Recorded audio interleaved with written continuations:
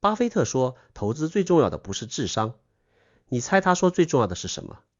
不是信息，不是人脈，也不是經驗。他的原話是，投資並非智商160的人戰勝智商130的人的遊戲。一旦具備了基本智力，你真正需要的是能克制衝動的性格。我覺得性格這個詞譯得太輕了。琢磨多年，我認為更準確的說法是意識品質。Hello， 大家好，我是王立杰。今天想聊一個困擾我多年的問題：為什麼掌握同樣信息的兩個投資人，長期回報竟能相差100倍？我做天使投資10幾年，投了300多個早期項目。事後復盤，最讓我如鯁在喉的發現是，那些最好和最差的決策，信息質量幾乎毫無差別。行業分析做了，盡調做了，創始人深聊過，競爭格局也看透了，結果卻天差地別。有一筆投資至今記憶猶新，那是個機器人項目，創始人技術過硬，團隊扎實，時機也成熟。可那天我狀態糟糕，前一天剛收到另一個項目的壞消息，情緒低落。見面時腦子裡一直有個聲音勸我，別冒險了，最近運氣差。猶豫2周，等我想通再去找人，額度早沒了。後來那個項目成了獨角獸。反過來，一筆虧得很慘的投資，恰是在我特別興奮時做的。當時連中幾個好項目，自認手感火熱，看什麼都像機會。有個項目商業模式漏洞明顯，可贏家心態讓我自動屏蔽了所有預警信號。這2筆投資信息質量相當，我的意識狀態卻截然不同。這讓我開始懷疑，也許投資的終極變量根本不是信息。華爾街有句老話叫信息就是金錢，可看看今天，打開手機，全球任何上市公司的財報、會議紀要、研報、衛星圖，幾秒就能到手。AI 幾分鐘就能消化人類分析師1周的閱讀量，獲取信息的成本已無限趨近於0。但投資回報差距非但沒縮小，反而持續擴大。這說明什麼？信息不是關鍵變量，至少不是唯一的關鍵变量。真正拉開差距的是什麼？我花10幾年總結出一個公式：投資能力等於信息質量乘以意識品質。在信息質量趨同的今天，真正的乘數效應來自意識品質。什麼是意識品質？先不下定義，講一個你大概率經歷過的場景。買了一隻股票，買完就開始跌，跌 5%， 你安慰自己沒事兒，正常波動。跌 15%， 心跳加速，嘴上還硬稱看的是長期。跌 30%， 每天睜眼閉眼都是看賬戶，嘴上說不慌，身體每個細胞都在喊快跑。直到某天看到一條負面新聞，或聽說朋友清倉了，你終於扛不住，恐慌性拋售。清倉那瞬間感受到的不是痛苦，而是解脫，終於不用盯那個跳動的數字了。通常那個清倉價恰好就在最低點附近。這種故事在2008年金融危機發生過，在2020年3月新冠暴跌時發生過，在2022年也發生過。2020年3月那次我印象尤深，美股4次熔斷，全球恐慌。身邊幾位資深投資人平時聊長期主義、價值投資，別人恐懼我貪婪，頭頭是道。真暴跌時還是忍不住清了倉，等1個月後市場反彈再買回，已虧了 20-30%。 知識沒用，道理也沒用，那一刻起作用的是另一種東西。現在問你，清倉那一刻你缺什麼？缺信息嗎？你知道公司基本面沒變，知道歷史上每次暴跌後市場終會恢復，你什麼都知道，就是做不到。你缺的不是信息，是在巨大不確定性面前意識不崩溃的能力。這就是巴菲特說的那個東西，也是我說的意識品質。這不是玄學，神經科學有具體解釋。面對巨大財務壓力時，大腦杏仁核會將信號視為生存威脅，繞過負責理性分析和長期規劃的前額葉皮層，直接向全身發出戰鬥或逃跑的化學指令。皮質醇飆升，心跳加速，認知帶寬急劇收窄。那種狀態下，大腦字面意義上喪失了複雜概率判斷能力，理性下線，本能接管。這不是意志力弱，是你的硬件按100萬年前的出厂設置運行。那套設置是為了在草原躲避猛獸優化的，不是為了在股市暴跌時做最優決策優化的。換句話說，恐慌性清倉那一刻，做決定的不是你，是你體內那個100萬年前的原始人。他不懂股票，不懂估值，只知道危險信號來了，趕緊跑。那些能在暴跌中保持冷靜的人，並非天生意志力強，而是神經系統受過訓練。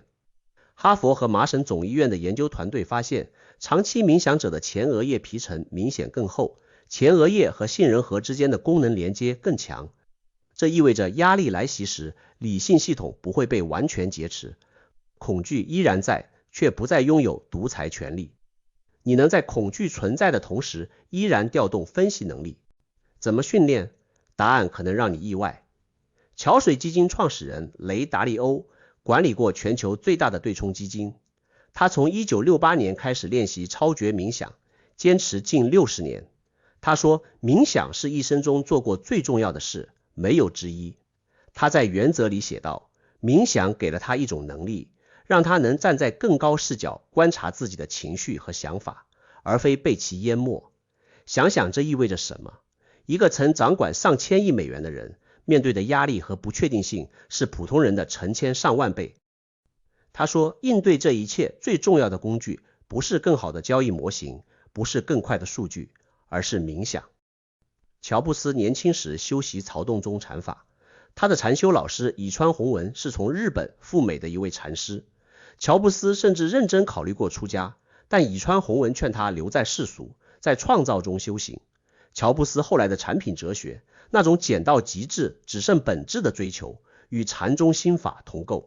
他做產品決策時穿透噪音直達本質的直覺力，不是拍腦袋，是訓練出來的。芒格的方法更有意思，他把投資哲學稱為坐等投資法，就是坐在那裡等，大部分時間什麼都不做，直到绝佳機會出現。這像不像禪宗說的靜坐觀心？大部分時間無所作為，對管理幾千億美元的人來說，需要的不是懶惰，而是極強的定力。你能不能在所有人行動時按兵不動？能不能在看似無所作為時承受住可能錯過機会的焦慮？這種能力在佛學裡有個精確術語叫三摩地，即定力。不是心的空白，不是沒有想法，而是心不被外境帶走。風在吹，旗幟在動，但注意力不跟着旗幟跑。你看，巴菲特說的性格，達利歐練的冥想，喬布斯修的禪，芒格用的坐等法，4人走了4條完全不同的路，最後指向同一個東西，訓練意識在不確定性中保持穩定的能力。我自己的體會也是如此，投天使項目頭幾年，復盤發現一個清晰規律，最好的決策往往在我狀態最清醒、最從容時做出，不是信息最充分時，而是內心最安定時。那種時候，我能聽完創始人講述整個故事，不急着判斷，不急着表現專業，只是安靜的聽，讓信息在腦中自行組織成型。那種狀態下做出的投資命中率遠高於平均。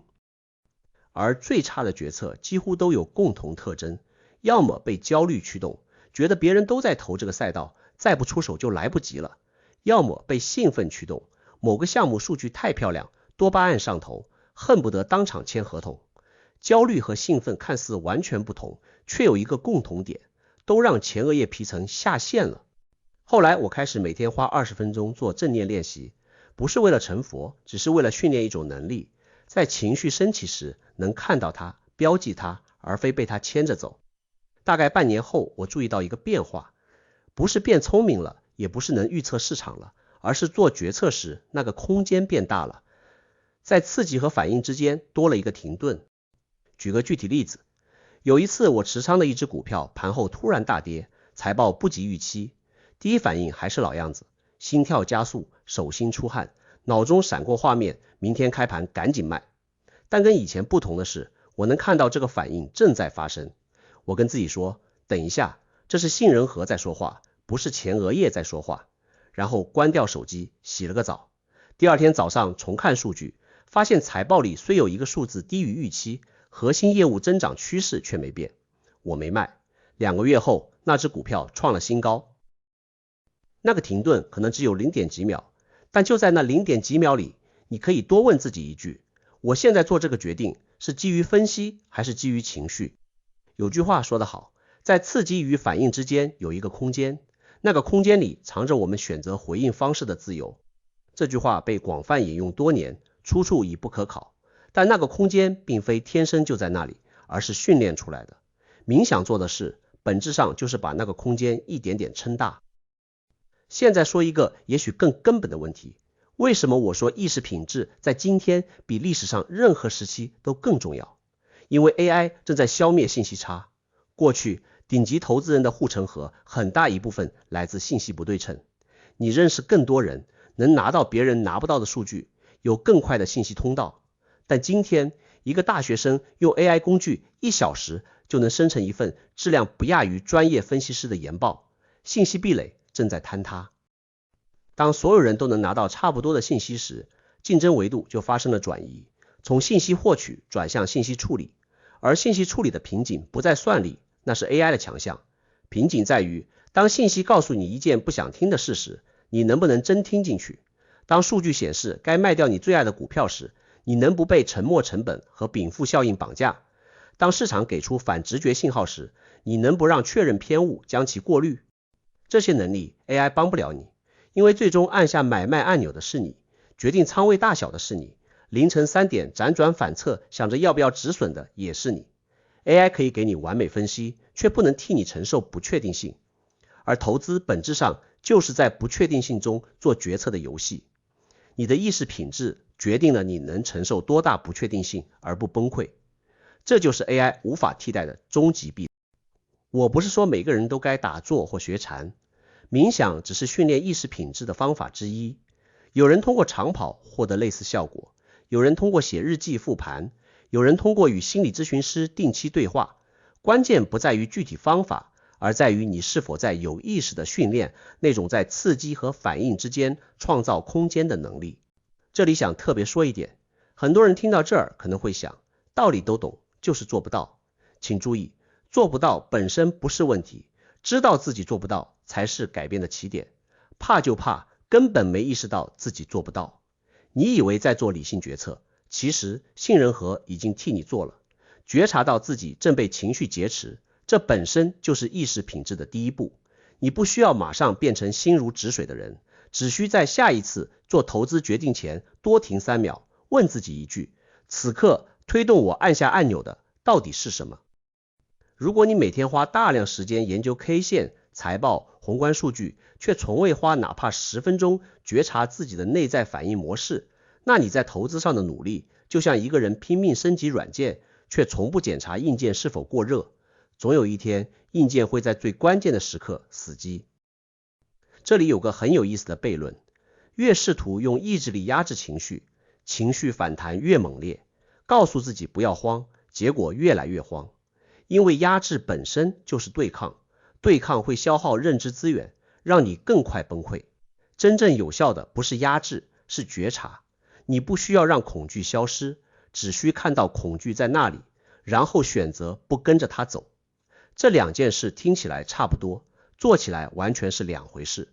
一個是跟情緒打架，一個是站在旁邊看它來去。最後說一個最近的觀察，我發現那些在市場裡活得最久的人，不一定最聰明，但一定跟自己情緒關係最好。他們不是沒有恐懼，而是恐懼來臨時，恐懼不是老闆，只是一個信號。他們能接收信號攜帶的信息，卻不會被信號劫持。巴菲特說，投資不靠智商。達利歐說，冥想是成功的最重要原因。喬布斯在禪修裡找到了穿透噪音、直達本質的能力。芒格用一生踐行了定力就是最大武器。4人走了4條完全不同的路，最後指向同一個地方。投資的終極壁壘，從來不是你知道什麼，而是當你知道的一切都被恐懼淹沒時，你還能不能看得見？說到底，世上所有投資方法論，無論價值投資、趨勢投資還是量化投資，都假設執行者是理性的。但如果執行者的意識品質不過關，再好的方法論到了關鍵時刻也會變形。方法論是地圖，意識品質是你拿地圖的手穩不穩。手在抖，地圖再準也沒用。而這雙手穩不穩，不是天賦，是訓練。你覺得在自己的投資經歷中，意識品質起了多大作用？有沒有過因情緒失控做出讓自己特別後悔的決策？如果有，後來是怎麼應對的？歡迎在評論區聊聊真實想法。我是王立杰，我們下期見。